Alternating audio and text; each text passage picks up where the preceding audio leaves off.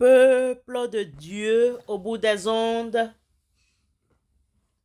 nous sommes reconnaissants au Seigneur qui nous permet de prier Dieu ensemble. Que la grâce, la miséricorde et la paix de Dieu soient avec vous. Garde ton cœur plus que toute autre chose, car de lui jaillissent les sources de la vie. Proverbe 4, 23. Amen.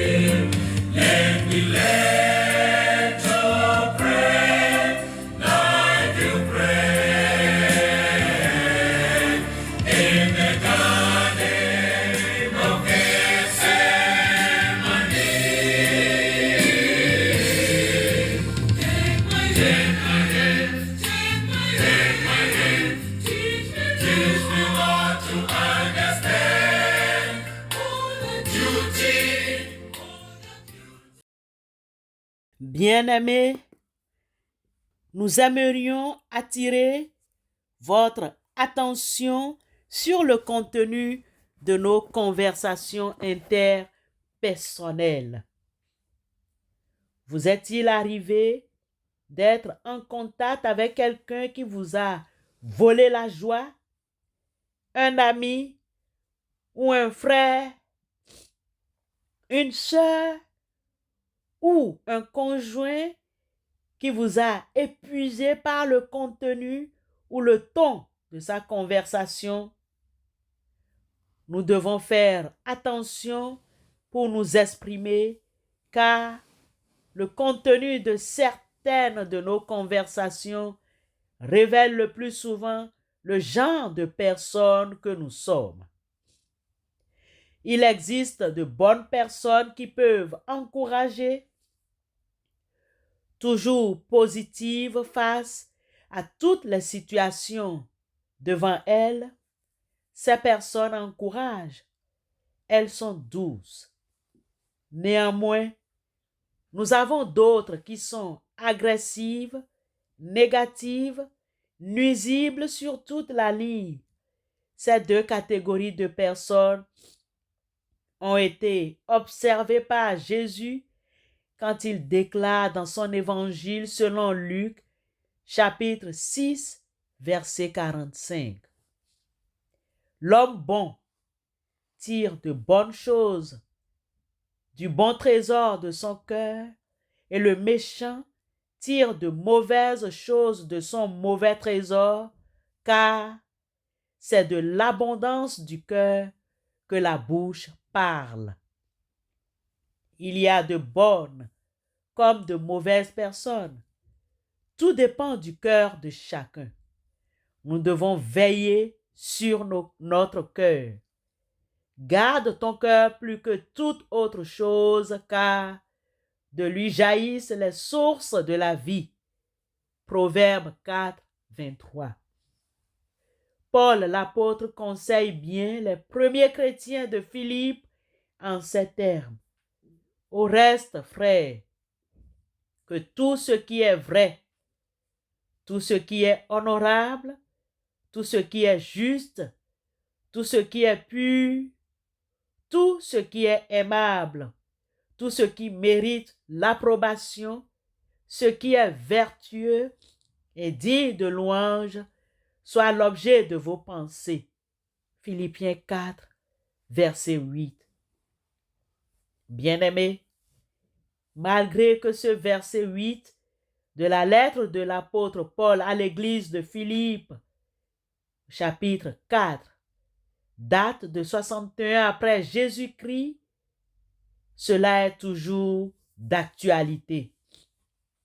Dans un monde où nous roulons sur une autoroute d'information, retenons qu'en une fraction de seconde, nous pouvons avoir accès à plusieurs informations susceptibles de nous nuire, nous détruire, de planter en nous des idées dangereuses. Filtrons ces informations reçues. Nous pouvons développer des habitudes, des pratiques, des communications nuisibles ou positives. De temps en temps, arrêtons-nous pour faire une introspection et de nous poser la question suivante. Est-ce que ce que je pense et ce que je dis est vrai, honorable, juste, pur, beau et admirable? Ainsi, prions notre Dieu comme le psalmiste. Ô Dieu, crée en moi un cœur pur, renouvelle en moi un esprit bien disposé. Psaume 51, verset 12. Amen. Bonne journée à vous tous. Veux-tu briser du péché le pouvoir? La force est en Christ, la force est en Christ. Si dans ton cœur tu veux le recevoir, la force est dans le sang de Christ. Je suis fort, fort, oui plus que vainqueur par le sang de Jésus. Mon sauveur. Je suis fort, oui plus que vainqueur par le sang de Jésus, mon sauveur. Prions Dieu. Seigneur éternel, notre Dieu, nous te remercions pour cette journée. Encore mieux pour toute cette semaine que tu nous donnes. Nous te demandons la joie, la force, le courage, la lucidité pour faire face aux réussites, aux peines et aux difficultés que nous nous apprêtons à traverser. Ne laisse pas notre morale s'effondrer. Tu es notre forteresse et notre rocher, le bouclier qui nous garde face à l'adversité. Car l'Éternel est ma force et mon bouclier. C'est en lui que mon cœur se confie et je suis secouru. Mon cœur est dans la joie et je le loue par mes chants. Nous confirme ta parole dans le psaume 28, le verset 7. Père éternel, ne permets pas que la confusion nous frappe, surtout ceux et celles qui remettent entre tes mains leur espoir et leur foi. Nos cœurs veulent être remplis de ta confiance.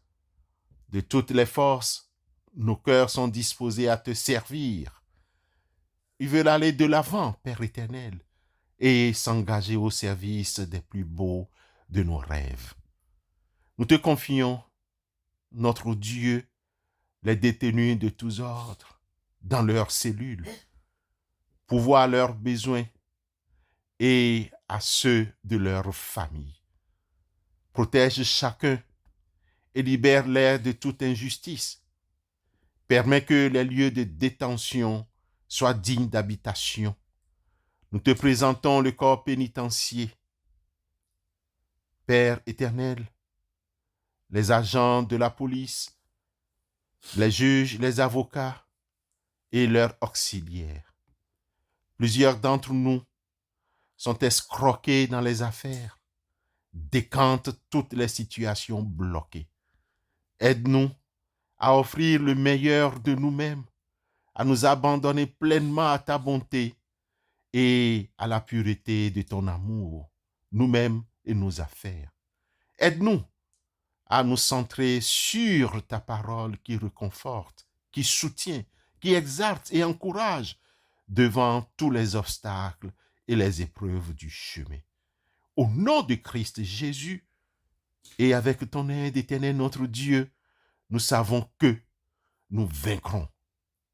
Aucun de ceux et celles qui ont placé leur confiance en toi, en ta compassion et en ta miséricorde, n'ont jamais été déçus.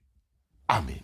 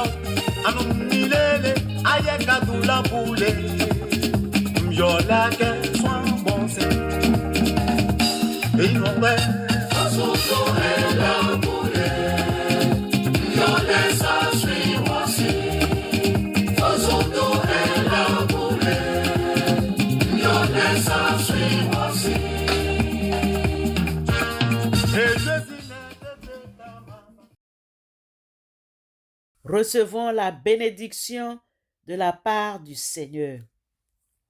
Béni soit le Dieu et Père de notre Seigneur Jésus-Christ, qui nous a bénis de toute bénédiction spirituelle dans les lieux célestes, dans le Christ. Amen. À toi, mon Dieu, je m'abandonne. Oh, fais de moi ce que tu veux. De l'argile que je te donne, fais un diamant précieux. Prends, Seigneur,